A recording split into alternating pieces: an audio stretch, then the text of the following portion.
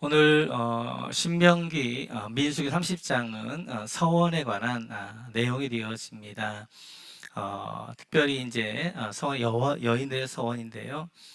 서원의 대전제는 변할 수 없는 원칙은 이것입니다. 우리 한번 2절 같이 한번 읽어볼까요? 같이 읽죠. 시작. 사람이 여호와께 서원하였거나 결심하고 서약하였으면 깨뜨리지 말고 그가 입으로 말한 대로 다 이행할 것이니라. 아멘. 네, 서원의 대전제는 하나님 앞에 서원한 대로 입에 말한 대로 고백한 대로 다 행할 것이다 라고 말씀하는 것입니다. 그래서 서원했던 것은 그걸 깨뜨리지 말고 다 그대로 순종해라, 이행하라, 이러한 이제 말씀이 되어지는데요. 오늘 민수기 30장에 나오는 서원은 특별히 여인들의 서원에 대하여서 말씀하고 있습니다. 우리 한번 3절 같이 한번 읽어볼까요? 같이 읽죠. 시작. 또 여자가 만일 어려서 그 아버지 집에 있을 때 여호와께 서원한 일이나 스스로 결심한 일이 있다고 하자. 그래서 결혼하기 전에 이제 여인들의 서원이지요. 그래서 결혼하기 전에 이제 서원했는데 아버지가 그 일에 허락을 하지 않으면 그 서원은 하나님 앞에 무효가 되어집니다. 그것은 행하지 않는다 할지라도 죄를 사할 것이다 라고 말씀하게 되어지고요. 두 번째, 여인들에 관하여서 같이 한번 볼까요? 같이 시작. 또 혹시 남편을 맞을 때 서원이나 결심한 서약을 경솔하게 그 입술로 말하였으면. 두 번째는 이제 결혼하기 전에 서약을 했어요, 하나님 앞에. 그런데 결혼했단 말이에요. 결혼했는데 결혼 남편이 그 서약에 대해 허락하지 않으면 그 서약은 무효가 되어지고 그 서약을 이행하지 않아도 이제 죄는 사하여진다라는 이제 내용입니다. 세 번째 실례를 한번 보겠습니다. 같이 시작. 부녀가 혹시 그의 남편의 집에서 서원을 하였다든지 결심하고 서약을 하였다 하자. 세 번째 예인데요. 결혼한 여인이 이제 서원을 했어요. 그런데 남편과 합의 없이 합니다. 남편에게 이야기했는데 남편이 그거에 대해 허락하지 않으면 그 서원은 무효가 되어지고 그 서원을 행하지 않았다 할지라도 죄는 사해질 것이다 라는 내용이 되어져요. 그러니까 여인들의 서원, 결혼하기 이전에 이제 딸은 아버지가 그 서원에 대하여서 허락을 해야 되고 또 결혼하기 이전에 서원했다 할지라도 결혼한 이후에 남편이 허락을 해야 되고요. 세 번째는 결혼한 이후에는 이제 결혼한 이후의 여인들은 남편이 허락을 해야 그 서원이 서원되어지고 허락을 하지 않을 경우는 서원이 무효가 되어지면서 그것을 이제 행하지 않아도 죄가 없다라는 의미가 되어져요. 오늘 이 민수기 30장 특별히 요단 동편 땅 모압 평지에 있는데 이렇게 서원에 대해서 서원은 이미 민수기 6장에서 말씀하고 있거든요. 하고 있는 이유는 뭐냐면 앞으로 벌어질 일들입니다. 앞으로 이제 요단강을 건너게 되어지면 가나안 전쟁을 할 터인데 이때 아버지가 이때 남편이 전쟁터에 나간단 말이에요. 전쟁터에 나갔을 때 그 아버지를 위하여서 남편을 위하여서 딸이 그리고 아내가 서원을 해요. 하나님, 이번 가나안 전쟁에 우리 아버지를 건강하게 이제 전쟁 가운데 승리하고 돌아오게 하시면 제가 어떻게 하겠습니다. 뭐 이런 서원할 수도 있고요. 또 남편을 위하여서 아내가 하나님의 서원을 할 수도 있단 말이에요. 가나안 전쟁 가운데 그렇게 되어졌을 때 전쟁에서 남편이 돌아와 보고 아버지가 돌아와 보니까 아버지하고 남편하고 상의한 내용이 아니란 말이에요.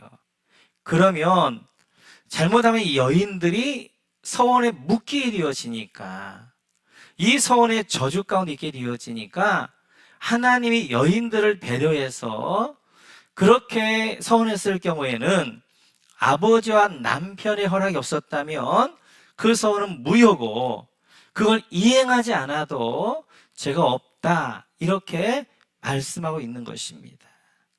그래서 이제 앞으로 있게 되어지는 여인들에 대한 배려, 여인들이 할 수 있는, 하나님 앞에 할 수 있는, 남편들은 이제 아버지는 전쟁터에 나갔기 때문에 그 남편과 아버지를 할 수 있는 최선은 기도하는 것인데, 기도 가운데도 최고의 기도는 서원 기도인데, 서원 기도로 잘못하면 묶일까봐 하나님이 이런 조항들 미리 만들어 놓으신단 말이에요.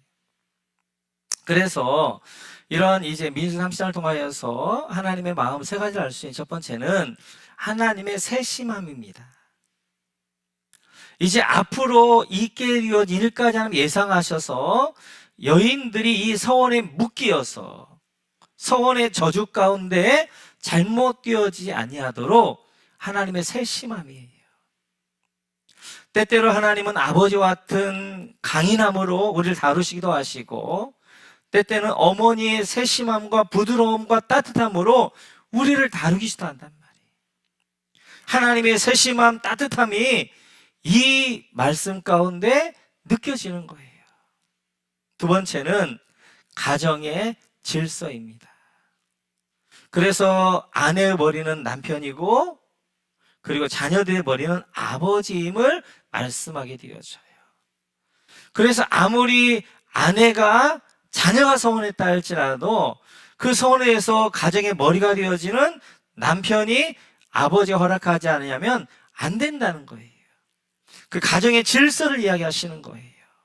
그래서 아버지가 가정의 머리가 되어지고 남편이 아내의 머리가 되어졌음을 하나님께서 말씀하게 되어져요. 그래, 아무리 자녀들이 서운해도, 아내가 서운해도 가정의 머리가 되어진 남편이 아버지 허락하지 않으면 이 서원은 무효다라고 말씀하고 있는 것입니다. 세 번째는 가장들의 책임입니다. 책임. 그리하여서 이제 서원을 허락할 뿐만 아니라 그거에 대한 책임이죠. 오늘 15절에 보면 이렇게 말씀하게 되어요. 같이죠. 시작. 그러나 그의 남편이 들은 지 얼마 후에 그것을 무효하게 하면 그가 아내의 죄를 담당할 것이니라. 혹시 딸과 아내가 서원을 어겼으면 그 서원에 대하여서는 누가 죄를 담당할 것인가? 아버지가, 남편이 담당하는 거예요. 그래서 하나님은 하나님은 질서와 함께 권위와 함께 동일하게 책임을 주시는 거예요. 책임을. 그래서 이제 가정을 잘 관리하고 아내를 잘 이끌 책임 누구에게 있느냐면 남편에게, 아버지에게 있는 거예요. 하나님이 가정의 책임을 누구에게 물으실 것인가? 바로 아버지에게 물으시고요, 그리고 남편들에게 물으십니다. 참새 3장을 보게 되어지면 이렇게 되어져 있지요. 같이 한번 읽어보고 시작. 여자가 그 나무를 본즉 먹음직도 하고 보암직도 하고 지혜롭게 할 만큼 탐스럽기도 한 나무인지라. 여자가 그 열매를 따먹고 자기와 함께 있는 남편에게도 주매 그도 먹은지라. 선악과를 누가 먹었느냐? 여자인 하와가 먹었단 말이에요. 그 하와가 그 나무를 본즉 먹음직도 하고 보암직도 하고 지혜롭게 할 만큼 탐스러웠더라 라고 말씀하게 돼요. 그리고 그걸 하와가 먼저 먹고 남편에게 줬단 말이에요. 근데 하나님 그 책임을 누구에게 묻으시느냐? 같이 한번 볼까요? 같이 시작. 여호와 하나님이 아담을 부르시며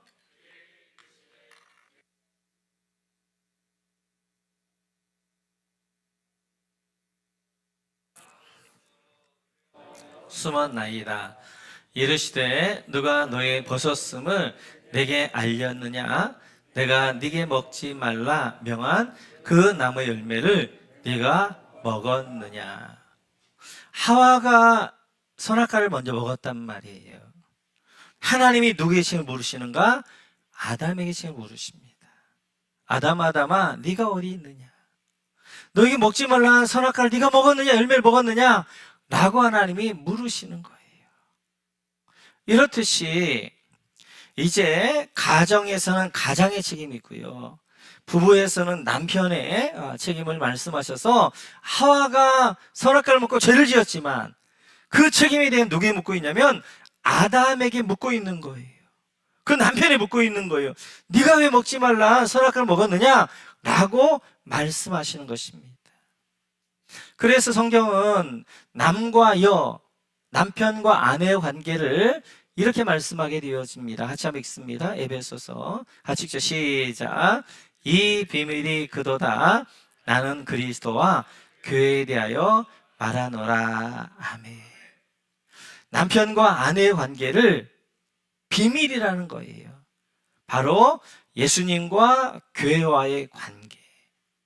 그 예수님은 교회와 성도의 남편 되어지고, 그리고 이제 교회와 성도는 예수님의 아내 신부 되어진 관계를 말씀한다는 거예요. 그래서 우리 신부들인 예수님의 아내들이 우리가 죄를 지었는데 그 죄를 누가 책임지느냐? 남편이 책임지게 되어져요. 그래서 아내가 이제 서원했던 것들, 하나님과 약속했던 것들을 이게 그 약속을 불행해 죄를 지었을 때 남편이 그 죄를 이제 그 죄를 담당하는 것처럼 우리의 남편 되어신 예수님이 십자가 위에서 그 죄를 위하여 담당하시는 거예요. 아담과 하와의 아버지가 되어지는 하나님이 인간의 몸이 되어셔서 십자가에서 그 죄를 담당하시는 것입니다. 그래서 성혼에 관한 문제가 그냥 하는 것이 아니라 바로 하나님과 우리와의 관계, 바로 십자가의 그 예수 그리스도, 십자가의 주님, 그것들을 설명해 내고 있는 것들을 볼 수 있어요. 이렇듯이 성혼에 관한 이야기를 하고 있는데요. 성경에 보면 율법과 서원이 있습니다. 율법은 하나님이 주셔서 사람이 수동적으로 받은 것이고 해야 되는 의무가 되어져요. 그런데 서원은 그거와 반대로 사람이 자발적으로 능동적으로 하나님께 약속하는 거예요. 하나님이 주신 은혜를 깨닫고 또 내가 또 어떤 이제 긴박한 일이 있을 때 하나님 이렇게 하겠습니다 라고 하면서 자기의 헌신을 보여주고 있는 것이 서원입니다. 서원은 결국 나쁜 게 아니에요. 그런데 우리 안에 자꾸 서원이 나쁜 걸로 각인되어져 있는 이유는 뭐냐? 바로 입다의 서원 때문에 그렇습니다. 입다가 이제 암몬과의 전쟁이 있게 되어지고 그 전쟁에서 이렇게 서원하고 출정하게 되어지죠. 만약 하나님 이제 전쟁에 승리하고 돌아오는데 내 집에서 가장 먼저 이제 나를 맞이하는 사람을 번제물로 드리겠습니다 라고 서원을 하게 되어져요. 그래서 결국 이제 승리하고 돌아왔는데 그를 가장 먼저 무남 동료인 그 딸이 그를 맞이하게 되어집니다. 그러자 서원했기 때문에 그 딸을 번제물로 하나님께 드리게 되어지는 이 서원들이 있기 때문에 자꾸 우리 안에는 어떤 생각들이 있냐면 서원은 나쁜 거야, 서원하지 말아야 돼, 이렇게 이야기하는데 그렇지 않아요. 많은 헌신된 사람들은 하나님 앞에 구약시대에 서원합니다. 그 서원의 대표적인 인물이 이제 한나인데요. 같이 한번 읽어볼까요? 시작. 한나가 마음이 괴로워서 여호와께 기도하고 통곡하며 서원하여 이르되 만군의 여호와여, 만일 주의 여종의 고통을 돌보시고 나를 기억하사 주의 여종을 잊지 아니하시고 주의 여종에게 아들을 주시면 내가 그의 평생에 그를 여호와께 드리고. 한나가 하나님께 서원합니다. 하나님 아들 주시면 그 아들 나실 이르로 평생 드리겠습니다 라고 서원기를 하게 되어져요. 성경은 서원을 금지하지 않습니다. 그래서 야곱도 서원했고 한나도 서원하게 되어지고, 그리고 이제 서원들을 열어놓고 서원에 관한 규례들도 많이 있는 것들을 보게 되어져요.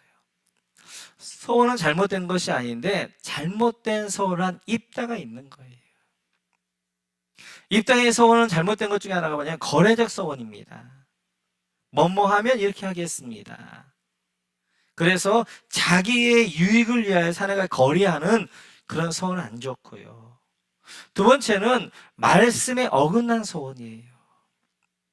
하나님이 가장 가증히 여기는 것은 바로 사람을 번제물로 드리는 이방의 우상제물이란 말이에요. 그런데 그 이방의 우상제물을 어떻게 하는 거예요? 입다가 이방신의 영향력 가운데 있다 보니까 사람을 하나 앞에 번제물로 드리겠다는 거예요. 그건 하나님 원하시는 서원이 아니란 말이에요. 오늘 이렇게 한나라일지 그 다음에 야곱과 같이 하나님 함께 하시고 인도해 주시고 이렇게 하면 뭐 이렇게 하겠습니다. 이러한 서원들은 굉장히 좋은 것입니다. 그래서 시편을 보면 이렇게 말씀하게 되어져요. 같이 한번 읽어볼까요? 시작. 여호와여 주의 장막에 머물 자 누구며 주의 성산에 사는 자 누구오니까. 아멘. 하나님의 예배자, 하나님의 집에 거할 자 누구입니까? 라고 이제 질문하고 4절에서 이렇게 답하게 되어져요. 같이 한번 읽죠. 시작. 그의 눈은 망령된 자를 멸시하며 여호와를 두려워하는 자들을 존대하며 그의 마음에 서원한 것은 해로울지라도 변하지 아니하며. 아멘. 서원한 것들을 지키는 그 사람이 여호와의 전에, 여호와의 집에 성산에 합당한 자다라고 말씀하게 되어져요. 이렇듯이 성경은 서원을 권장합니다. 권장해서 이제 유대인들 같은 경우에는 나실인 서원을 대표인 서원인데요. 뭐 이 나실인 서원을 평생 할 수도 있고 아니면 일정 기간 나실인 서원을 하기도 해요. 민수기 6장 2절을 보면 이렇게 말씀하시죠. 같이 한번 읽죠. 시작. 이스라엘 자손에게 전하여 그들에게 이르라. 남자나 여자가 특별한 서원 곧 나실의 서원을 하고 자기 몸을 구별하여 여호와께 드리려고 하며. 나실인 서원을 권장한단 말이에요. 남자나 여자나 나실을 서원하게 되어지면 자기 몸을 구별하는 거예요. 이 기간 동안에. 그래서 어떤 분들은 이제 사무엘이 할지 아니면 삼손이 할지는 평생 나실인이죠. 구별하여서 여호와께 드리는 삶을 하게 되어지지만 때때로 어느 기간을 정하여서 나실 서원할 때가 있단 말이에요. 어떤 중요한 영적 전쟁이 있을 때, 아니 중요하게 하나님 앞에 정결하게 내가 영적으로 내가 다운되어졌을 때, 내가 다시 회복해야 될 때, 이때는 나실의 서원들을 한단 말이에요. 그래서 세한 것들 끊습니다. 민수기 6장을 보게 되어지면 나실 서원은 세 가지 하지 말라. 하나는 포도주 독주를 마시지 말아라. 세상 즐거움 취하지 말라는 거예요. 둘째는 머리에 삭도 대지 말아라. 내 생명이 하나님께 있음을 구약시대에는 안의 생명은 심장이라고 생각했고요, 밖의 생명은 머리라고 생각했거든요. 머리를 자르는 내 생명은 하나님께 있습니다. 이 기간 동안 내가 내 삶을 하나님께 드립니다. 이런 마음이 있단 말이에요. 세 번째, 시체를 만지지 말아라. 부정한 것 만지지 말아라. 그래서 이때 나실 기간 동안에는 아무거나 하면 안 된단 말이에요. 부정한 일을 안 한단 말이에요. 거룩한 일, 정결한 일, 이 일만 한단 말이에요. 그래서 우리가 지난번에 봤던 것처럼 바울사도 고린도에서 나시는 사역을 하잖아요. 영적 전도가 너무 치열하고 그리고 너무 중대한 고린도 사역이었기 때문에 나시는 사역을 하게 되어지고 고린도 떠나면 갱그리아에서 머리를 자른단 말이에요. 나신이 끝났기 때문에. 디모데 같은 경우는 수시로 나시는 사역을 하니까 바울 사도가 아들아, 그렇게 나시는 사역에서 물만 먹으면 네 위 베리니까, 위가 망가지니까 적당히 하고 포도주 같이 먹어라. 그렇게 이야기하고 있단 말이에요. 이렇듯이 우리도 마찬가지예요. 때때로 조금 내가 영적으로 하나님 앞에 정결해야 될 필요가 있다면, 내가 하나님 앞에 좀 더 뭔가 영적으로 내가 다시 한번 내가 새롭게 되어지는 그런 시간이 있다면 우리는 금식 기도하기도 하고 나신 사역으로 하나님 앞에 구별되어져서 하나님 이 기간 동안은 내가 이것들을 좀 절제하겠습니다. 고기를 너무 좋아하시는 분들은 하나님 이 기간 동안은 제가 채소만 먹겠습니다. 뭐 이래 좋고요. 아니면 하나님 어떤 기간 동안 내가 TV를 보지 않겠습니다. 어떤 기간 동안 내가 이제 미디어를 좀 끊고 말씀에 집중하겠습니다. 뭐 이런 것도 좋을 것 같고요. 그래서 이제 우리도 영적인 일들 위하여서 때때로 육적인 것들을 좀 절제하며, 아니면 내가 좀 잠을 좀 절제하면서 하나님 내가 이 기간 동안 새벽 제단을 쌓으면서 그래서 일천번제 하기도 하고 새벽 제단을 쌓으면서 하나님 앞에 내가 헌신하며 드리며 하나님 정결하게 하겠습니다. 이런 것들도 결단하게 되어지죠. 나실인이라는 말은 거룩한 자라는 말이거든요. 구별된 자, 구별된 자. 나실한 것은 구별되어졌다는 거예요. 그래서 이 기간 동안 내가 구별되어 생활하겠습니다. 그래서 모두가 먹는 포도주 안 먹고요. 그리고 머리 안 깎고요. 그리고 부정한 시체 같은 거 안 만지고 거룩하게 구별되어 살겠습니다. 그게 나실인 기간이거든요. 근데 신약 시대는 우리 모두가 다 나실인입니다. 나실인. 하나님의 구별되게 부른 거룩한 하나님의 사람들이란 말이에요. 그래서 로마서 12장에 보면 바울 사도가 이렇게 이야기합니다. 같이 한번 읽어볼까요? 같이 시작. 그러므로 형제들아 내가 하나님의 모든 자비하심으로 너희를 권하노니 너희 몸을 하나님이 기뻐하시는 거룩한 산 제물로 드리라. 이는 너희가 드릴 영적 예배니라. 아멘. 이 말은 다른 말로 너희는 나실인과 같은 삶을 살아라 라고 말씀하고 있는 거예요. 이제는 우리 신약시대에는 우리 모두가 다 나실인입니다. 구별되어지게 하나님 부르신 거룩한 백성이란 말이에요. 그래서 너희 몸을 산 제물로 하나님 앞에 나실인으로 거룩한 제물로 드려라. 이것이 영적 예배다 라고 말씀하셔요. 그래서 우리의 뜻은, 하나님의 뜻은 데살로니가서 4장 3절을 보면 이렇게 말씀하십니다. 같이 시작. 하나님의 뜻은 이것이니 너희의 거룩함이라 곧 음란을 버리고. 하나님의 뜻은 거룩함이라는 거예요.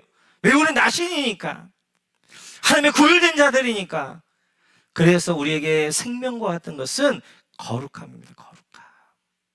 음란을 버리고, 음란은 두 가지죠. 육적인 음란뿐만 아니라 영적인 음란. 세상에 음란하지 않고 세상과 착하지 않고 하나님 앞에 순결한 마음으로 드려지는 삶, 그런 삶을 사는 것, 이것이 바로 하나님의 뜻이다라고 말씀하게 되어져요. 우리는 이제 하나님의 부르심을 받은 우리 모두는 하나님 우리는 나시로 부르셨습니다. 이제 우리는 구별된 자입니다. 세상 사람들과 좀 다른 거예요. 그래서 우리의 삶이 거룩함이 되어지는 거예요. 거룩함. 이렇게 나시로 살지만 때때로 나시로서 우리가 나태해질 때 아까도 이야기했던 것처럼 개개인이 아니면 교회적으로라도 나시의 소원을 하면서 그때는 좀 절제하면서 우리가 모든 걸 다 하는 것이 아니라 하나님 때문에 영적인 그런 이제 영적인 충만한 거 이런 것 때문에 육적인 것들 좀 절제하고 좀 내가 좀 그것들 좀 이제 멈추고 하나님께 집중할 수 있는, 생활의 시선을 하나님께로 향할 수 있게 하고 생활의 귀를 하나님께로 향할 수 있는 그런 것들 하는 것들이 너무 좋은 것 같아요.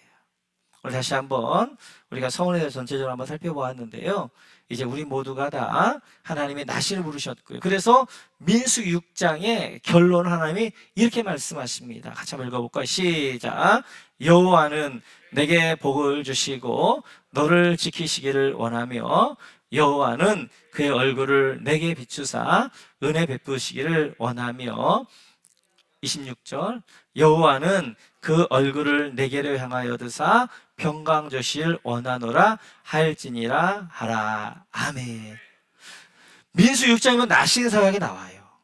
나신 사역의 결론을 주신 것이 뭐냐면 여호와는 하나님 앞에 이렇게 정결하게 거룩하게 하나님의 뜻을 구하며 사는 사람에게 24절부터 보게 되어지면 복을 주시기 원하신다는 거예요. 너를 지키시길 원하신다는 거예요. 너에게 은혜 베푸시길 원하신다는 거예요. 그리고 하나님께서 이제 평강 주시길 원하신다라고 말씀하게 되어져요. 우리 모두 하나님의 거룩한 나시로 살아서 오늘 민수 6장 24절 26절까지 이 약속의 말씀, 하나님 우리를 지키시며 우리 평강 주시며 우리를 은혜 가운데 인도해 주시는 이 날씨의 축복과 은혜가 함께 하시기를 주님의 이름으로 축원합니다.